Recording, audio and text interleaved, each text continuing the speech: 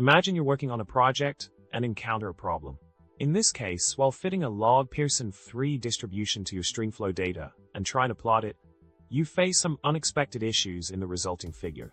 The x-axis labels are not displaying as intended, and you're unsure how to plot the fitted Log Pearson III distribution. It's an interesting problem that requires a solution. Now, let's delve into the solution provided earlier. By using geometrical__ function, you can draw the output of qPearsonIII with your fit parameters. Remember to plot the log data to match its output. Adjusting the y-axis to appear as a log scale is crucial in this step. To customize the x-axis as desired, include both breaks and limits parameters properly. This approach will help you plot the Log Pearson III distribution accurately. Understanding and implementing this code snippet is key to resolving the issues you've encountered.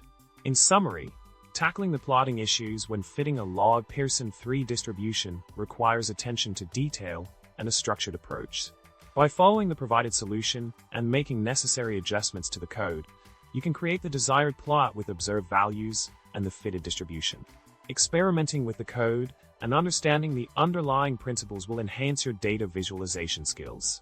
Keep exploring and experimenting in your data analysis journey. And that's a wrap for this explanation. If you found this information helpful, don't forget to subscribe, like the video, and share your thoughts in the comments. Remember, data analysis can be challenging, but with perseverance and the right tools, you can overcome any problem. Stay curious and keep exploring.